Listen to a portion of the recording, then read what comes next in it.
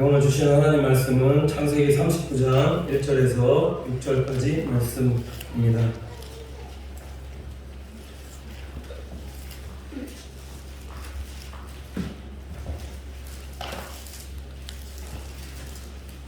창세기 39장 1절에서 6절 구약 60페이지 보시면 되겠습니다.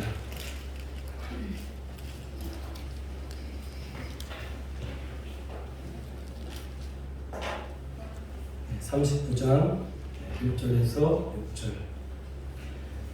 봉독해 올리도록 하겠습니다. 요셉이 이끌려 애굽에 내려가니 바로의 신하 시위대장 애굽 사람 보디발이 그를 그리로 데려간 이스마엘 사람의 손에서 그를 사니라.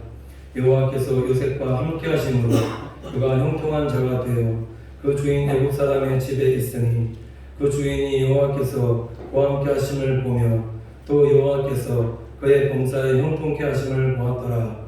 요셉이 그 주인에게 은혜를 입어 섬김에 그가 요셉으로 가정 총무를 삼고 자기 죄를 다 그 손에 위임하니 그가 요셉에게 자기 집과 그 모든 소유물을 주관하게 한 때부터 여호와께서 요셉을 위하여 그 애굽 사람의 집에 복을 내리심으로 여호와의 복이 그의 집과 밭에 있는 모든 소유에 미친지라.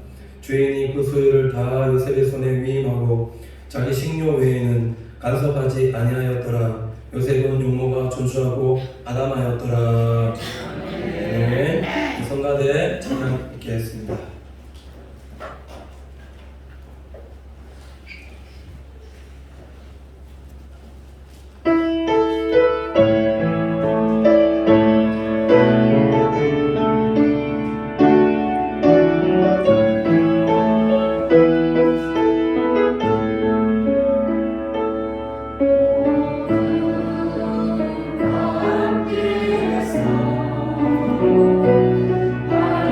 Hallelujah.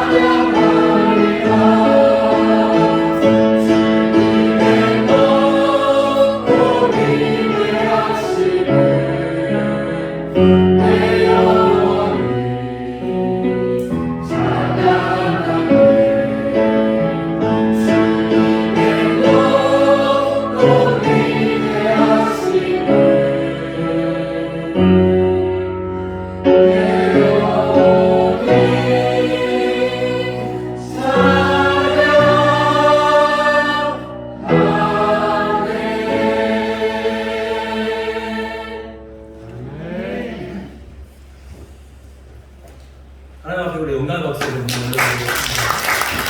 성전의 신앙을 하나님께서 기쁘게 받아주셨으리라 믿습니다. 자, 우리 설교 듣기 전에 옆에 분 모시면서 인사하고 말씀 듣는 시간 갖도록 할 건데 잘 오셨습니다. 형통할 것입니다. 사랑하고 축복합니다. 말대로 되어지라 믿습니다. 오늘 말씀의 제목이 요셉의 형통이라는 제목으로 하나님 말씀 전하도록 하겠습니다. 창세기 39장을 보면은 형통장이라고 말할 수가 있습니다. 어떻게 하면은 우리가 하나님 앞에서 형통한 삶을 살 수 있을 것인가? 성경이 말하는 형통이라는 게 뭐다라고 말씀하고 있냐면, 성경이 말씀하는 형통은 상황과 환경과 여건에 의해서 좌지우지되는 것을 형통이라고 말하지 않습니다. 형통이라는 것을 뭐라고 성경이 말씀하고 있냐면, 창세기 39장 2절에 이렇게 말씀하고 있는데 보면 이렇습니다. 여호와께서 요셉과 함께 하심으로 그가 형통한 자가 되어입니다. 하나님께서 어떠한 상황과 환경 여건에도 불구하고 함께 하시면 그러면 형통한 자가 되어진다라고 지금 성경이 말씀하고 있다는 사실입니다.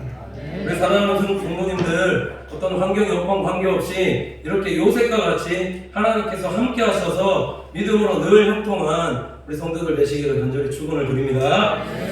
그런데 제가 이 창세기 39장 말씀 보면서 항상 궁금하고 또 늘 질문을 던졌던 것은, 요셉이 도대체 어떠한 자였기 때문에 하나님께서 늘 요셉과 함께 하셔서 이렇게 형통한 자가 될 수 있었는가라는 질문이었습니다.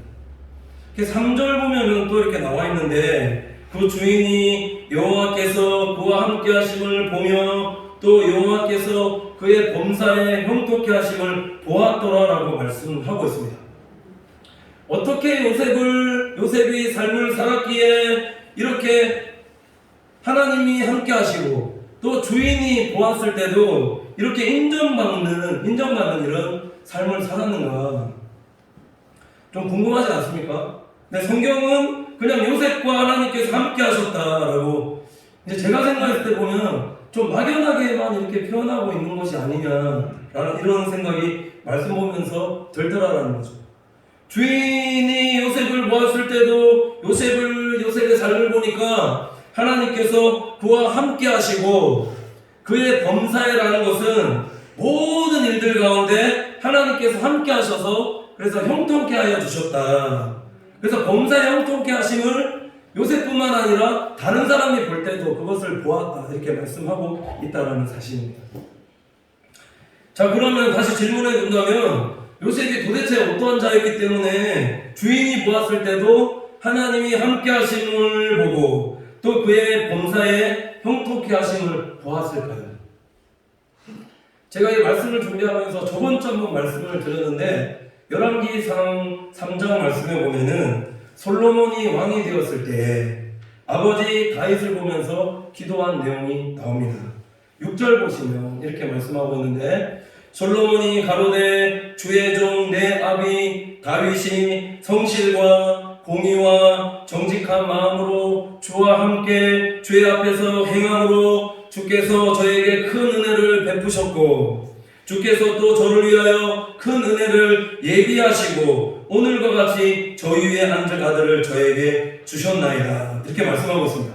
열왕기상 3장 6절 말씀에서 말씀하고 있는 것은 우리에게 중요한 사실을 가르쳐주고 있는데, 고람되어라는 것이 무엇이냐라는 것을 오늘 지금 성경에서 말씀해주고 있다는 거죠. 고람되어라는 게 무엇인가? 성실히 행하는 것, 정직히 행하는 것, 하나님 앞에서 공의롭게 행할 때에 그럼 하나님께서 어떻게 해주시는가? 큰 은혜를 베풀어 주시고 큰 은혜를 예비하여 주신다라고 말씀하고 있다는 겁니다.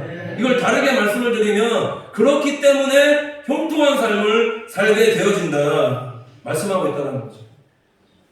고람되어라는 것은 그냥 고람되어가 아닙니다. 자식이 보았을 때도 자식이 아버지를 보는데 아버지가 잘 되는 이유가 보니까 솔로몬이 보니까 내 아비 다윗이 성실과 공의와 정직한 마음으로 주와 함께 주 앞에서 행하였다오니 그렇게 행하였더니 주께서 저에게 큰 은혜를 베푸셨고 큰 은혜를 예비하셨다 이렇게 말씀하고 있다는 거죠. 다르게 말씀을 드리면 하나님께서 그래서 다윗의 삶을 형통케 하셨다. 그냥 형통하게 한 것이 아니다라는 겁니다. 다시 요셉으로 돌아와서 묵상을 해보면 어떻게 해서 요셉의 삶이 형들에게 시기와 미움을 받고 애국 사람의 이 보디발 집에 노예로 끌려갔음에도 불구하고 하나님께서 요셉과 함께 하심으로 형통한 자가 되었다라고 성경이 말씀하고 있냐면 그것은 요셉의 삶이 한 번 더 말씀을 드리면 성실과 공의와 정직한 마음으로 주와 앞에 주와 함께 행하였기 때문에 그렇기 때문에 하나님께서 그의 삶 가운데 늘 간섭하셔서 형통케 하셨다. 그래서 3절 말씀을 보면 이해가 되어지는 겁니다. 그래서 그 삶을 요셉의 삶을 보니까 그 주인이 보아도 여호와께서 그와 함께 하심을 보았다라고 말씀하고 있고 그의 범사에 하나님께서 그를 형통케 하셨다라고 말씀한다는 거죠. 아멘이십니까? 아멘. 그럼 요셉의 이런 삶의 결과가 무엇이었을까요? 4절 상반절에 보면은 이렇게 말씀하고 있습니다. 요셉이 그 주인에게 은혜를 입어 섬기네. 성실하면은 은혜를 입습니다. 성실하면은 하나님이 사용하십니다. 성실하면 하나님이 붙잡아 일하십니다. 머리가 좋고 잘났고 똑똑하고 뭔가를 잘해서 하나님께서 사용하시는 경우도 있지만 성실히 행하면은 하나님께서 성실한 분이시기 때문에 그 사람 사용하신다는 거죠. 제가 예전에 어렸을 때 초등학교 때 뭐 저 나이 또래 우리 집사님들께서는 다 아시겠지만은 성적평가를 할 때 성적표를 받을 때 그 당시 보면 수, 우, 미, 양과 이런 성적 통지표 받아 보셨던 거 기억하시죠? 네. 수유미양가로 성적표를 4개 보냈는데 저희 아버지 성함이 이자, 미자, 우자십니다. 그런데 성적표를 받게 되면은 저는 그다지 이렇게 공부를 썩 잘하는 편은 아니었기 때문에 그래서 성적표 받아가게 되면은 성적표에 뭐라고 이렇게 딱 되어 있었냐면 미우, 미우, 미우, 우수수수 이렇게 성적표 받아가게 되면 아버지께서 늘 하셨던 말씀이 뭐냐면 아빠가 그렇게 좋냐면서 칭찬하시면서 그렇게 칭찬하셨던 경험이 있습니다. 근데 이거 말씀드리려고 말씀드린 게 아니라 그 성적란 옆에 보시면은 그 학생의 어떤 태도에 대한 평가를 적는 난이 있는데 초등학교 때부터 중학교를 지나 고등학교 들어갈 때까지 성적 통지표 봤는데 저의 그 사람 태도에 대한 평가란에 뭐라고 적혀져 있었을까요? 이건 자랑이 아닙니다. 성실. 초등학교 때부터 성실.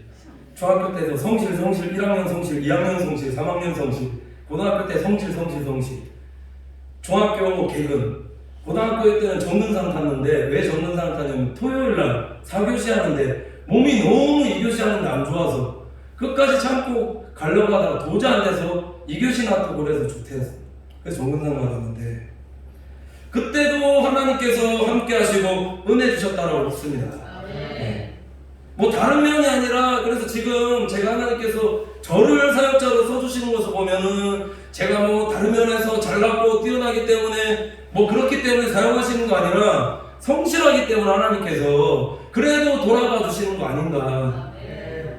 시편 78편 70절에서 71절 보면 이렇게 말씀이 나와 있는데 하나님이 다윗을 부른 이유에 대해서 말씀하고 있습니다. 또 그 종 다윗을 택하시되 양의 우리에서 취하시며 전 양을 지키시는 중에 저희를 이끄사 그 백성인 야곱 그 기업인 이스라엘을 기르게 하셨더니 이에 저가 그의 마음에 성실함으로 기르고 그 손에 공교함으로 치료하였도다.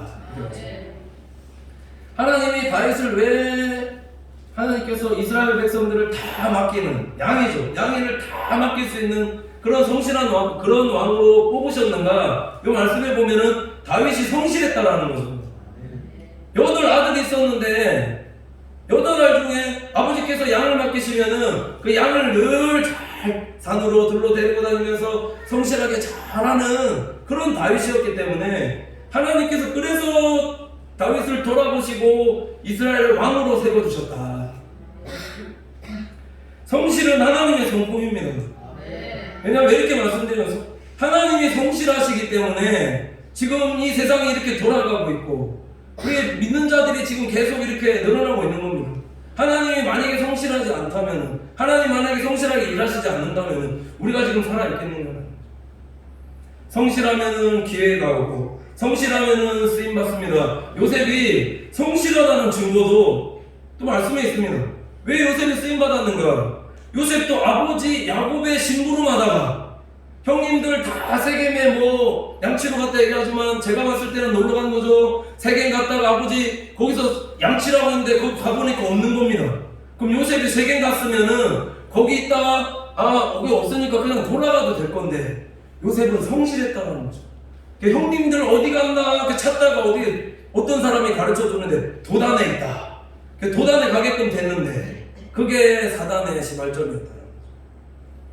그래서 형님들한테 거기 갔다가 봉변당해서 애국으로 노예로 끌려갔다라는 거죠. 우리 자녀들 키우실 때 공부만 자녀로 뭐 키우는 것도 중요하시지만 공부만 잘하는 자녀로 키우지 마시고 심부름 좀 시키십시오. 심부름 잘하는 성실한 자녀로 키우실 때에 하나님께서 그 자녀를 앞으로 귀하게 사용해 주시라고 믿습니다. 잠언 22장 29절에 이렇게 말씀하고 있거든요. 내가 자기 사업에 근실한 사람을 보았느냐? 이러한 사람은 왕 앞에 설 것이고 천한 자 앞에 서지 아니하리라. 자기 사업에 근실하다라는 것은 근면하고 성실하다라는 겁니다. 뭔가 특출하고 재능이 특출한 건 나중이다라는 거죠. 먼저 근면하고 부지런하고 성실하게끔 되어지면 뒤에 따라오는 게 뭐냐면 재능입니다. 이거 왜 그렇다라고 말할 수 있냐면 제가 다룰 수 있는 악기들이 조금 있거든요. 기타도 좀 하고 베이스 기타도 하고 일렉기타도 좀 다 조금 피아노 조금씩 하는데 왜 이렇게 됐냐면 저희 교회 찬양팀이 있었습니다. 찬양팀이 있는데 안 오잖아요. 청년들이 잘 안 와요. 불성실해요. 불성실해서 안 오다가 그 자리에 안 오면은 제가 조금 할 수 있으니까 보고 자라 거기 그 자리에 들어가서 조금 하다 보니까 실력이 조금 늘게 되고 여기도 뭐 잘 치는 거 아니고 앉다 보니까 시댁 지게 되고 그래서 전도사님이 오셨는데 기타를 또 그렇게 잘 치시네요. 내 자리가 없네. 일렉 기타 배워야 되겠다. 학원 가서 또 하다 보니까 조금씩 그게 성실하니까 하나님께서 재능 더해요 주신다. 계속 그렇지 않습니까? 피아노도 그렇지 않습니까? 계속 하는 사람이 하니까 잘할 수밖에 없다는 거죠. 자리를 잘 지키면 은사라는 것은 하나님께서 성령으로 기름 부어주시면 불일 듯 하셔서 그 일에 대해서 잘하게끔 이렇게 해주신다는 겁니다. 잘하는 사람을 성실하게 하셔서 쓰시는 경우도 있지만 성실하게 하셔서 재능 주셔서 잘하게끔 하나님께서 만드신다는 거죠.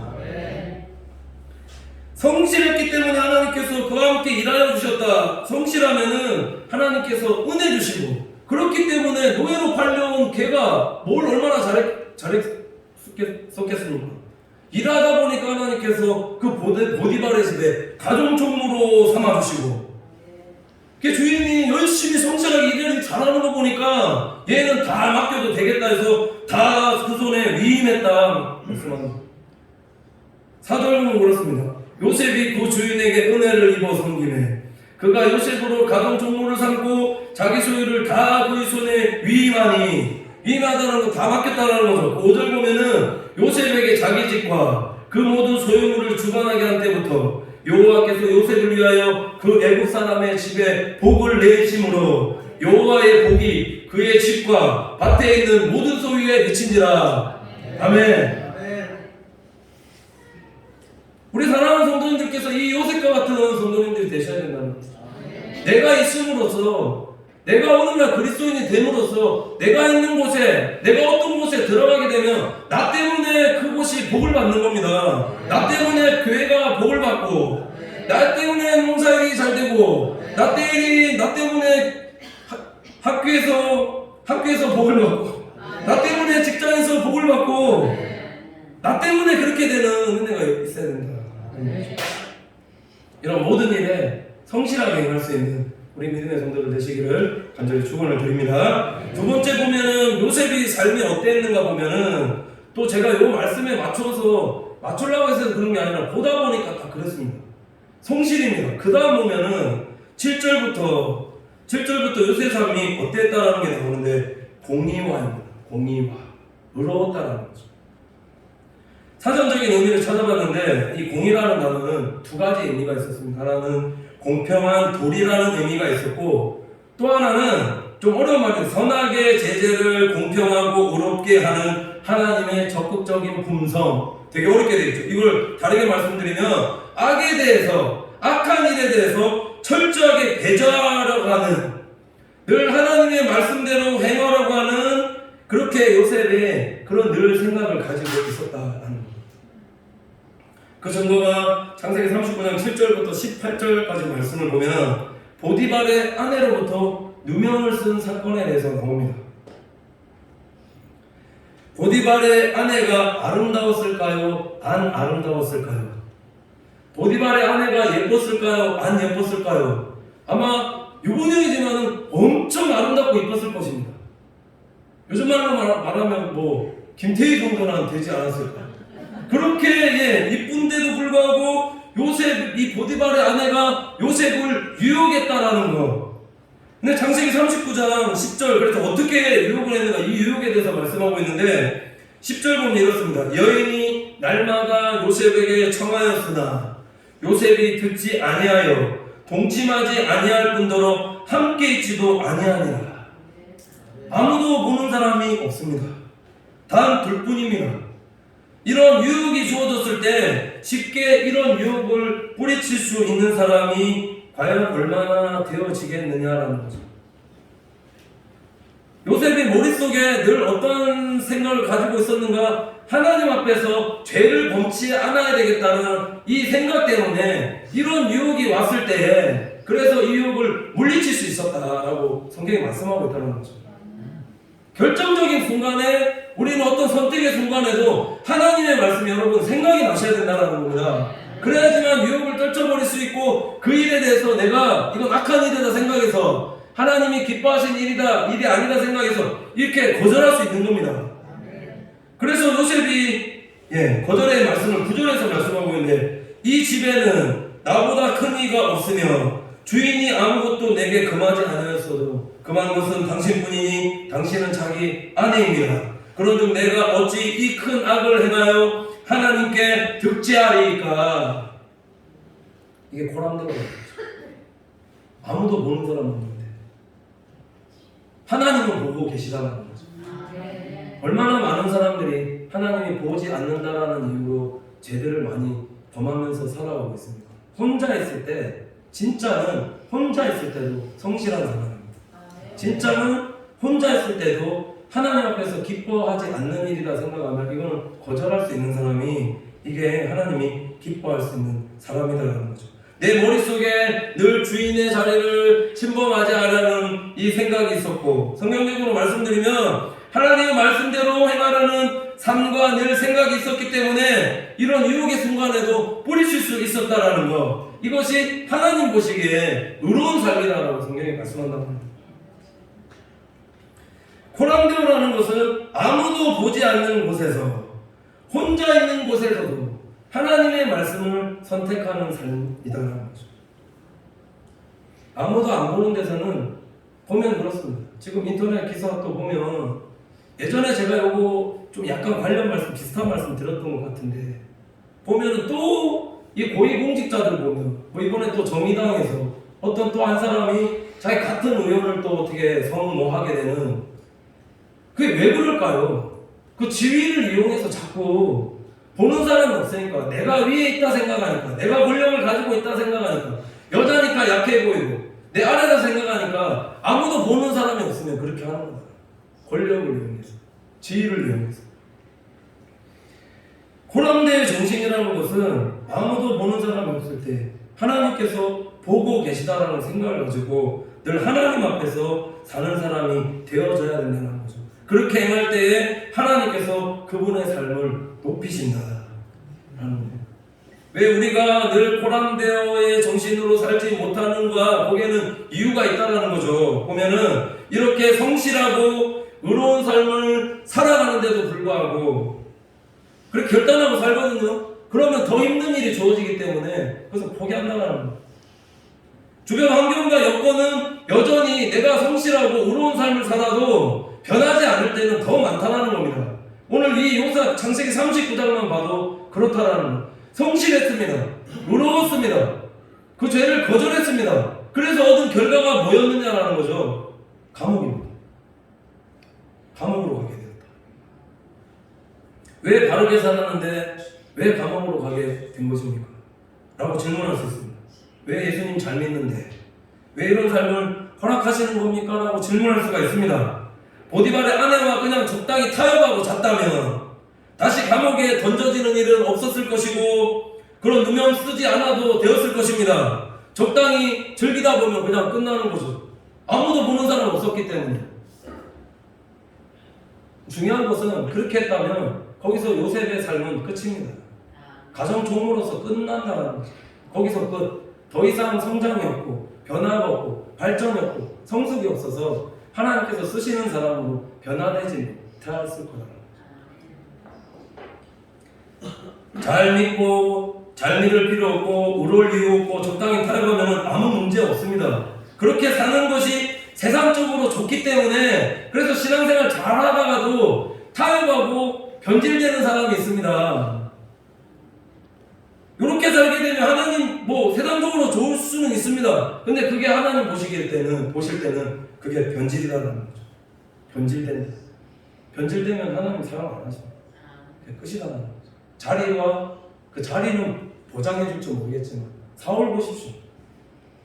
초대왕으로 삼아주셨지만 자리와 지위는 보장되었지만 하나님 뜻에 합하지 않은 삶을 살게 되니까 자리와 지위는 그대로 있지만 죽을 때까지 하나님께서 그 촛대를 옮기셔서 다윗에게 다시 그 일들을 감당하게끔 그렇게 맡기시지 않습니다. 그렇다는 거죠. 누가 알아주지 않고 계속 손해만 보는 삶을 사는 것 같은데 내가 왜 굳이 이렇게 살아야 되는가 해야 되는가 생각할 때가 있다는 거죠. 요셉도 이렇게 살았다면은 변질되었다면은 가정총무로 거기서 끝나는 인생이 되었을 것입니다. 거기 한번 주변 한번 돌아보십시오. 이렇게 그래 아무도 보는 사람이 없어서 부정한 일을 저질렀는데 나중에 탄로가 나서 그 지위를 누가 하나님이 높여주신 경우가 있습니까? 거의 없습니다. 그런 일 저지르게 되면 거기서 끝난다는 거예요. 사람에게 발각되지 않으면 올라갈지 모르겠지만 하나님 보시길 땐 거기서 이미 끝난 겁니다. 말씀대로 해가면 하나님이 높이십니다. 하나님이 왜 요셉에게 그런 보디발의 아내의 유혹을 거절게끔 하셨는가? 그거는 요셉의 삶을 높이시기 위함입니다. 요셉을 총리로 세우기 위한, 총리로 쓰시기 위한 하나님의 그 계획이 있으셨기 때문에 거절케 하셨다. 이걸 다르게 말씀드리면 내 삶 속에 하나님 말씀대로 행하며 거룩한 삶을, 거절하는 삶을 살아갈 때에 그 삶을 하나님께서 지혜와 삶을 보장하시고 높이신다. 아멘.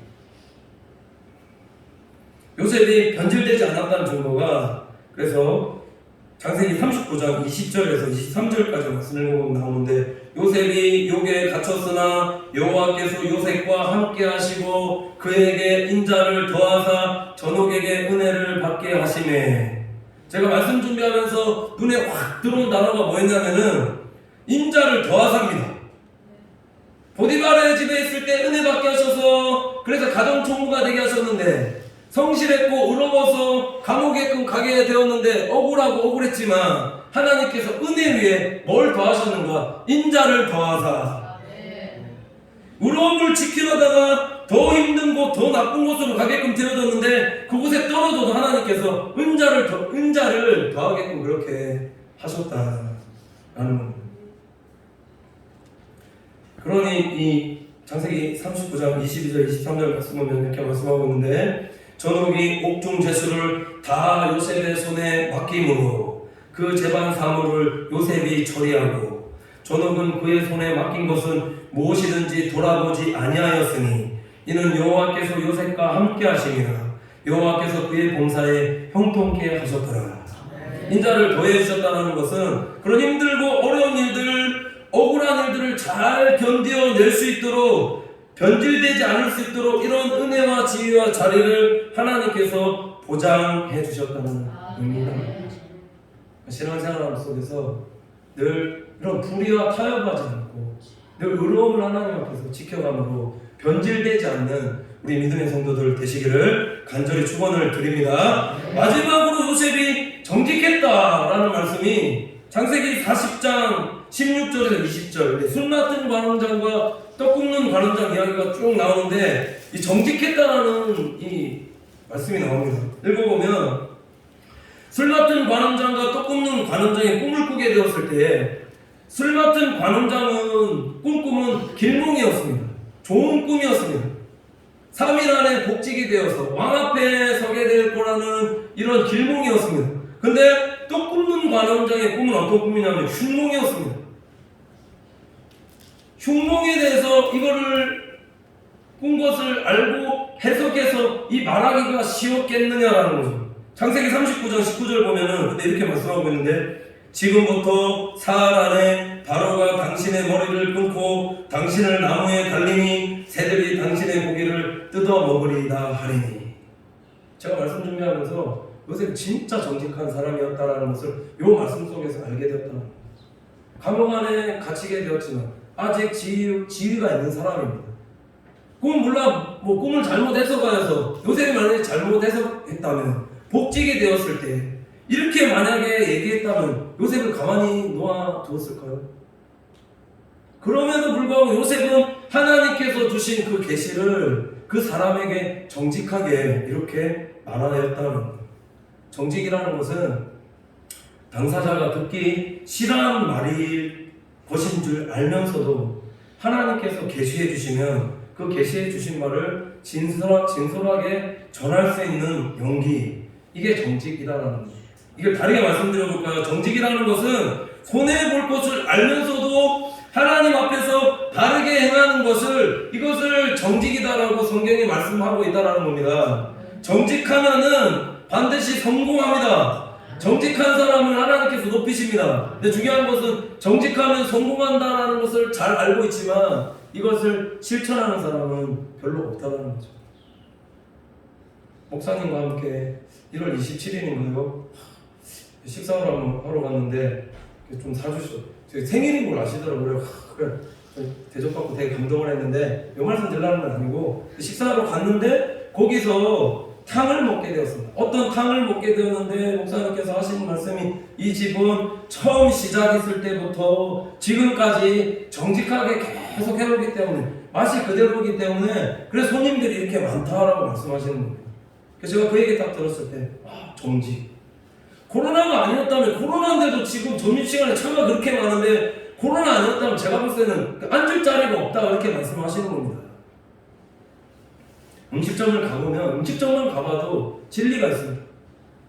처음에는 굉장히 맛있게 하려고 좋은 재료를 써서 여기 맛집이라고 소문나게 좋은 재료에 좋은 서비스에 막 이렇게 하시다가도 손님이 조금 모이고 그렇게 한다 싶으면 재료를 한두 개씩 빼는 거죠.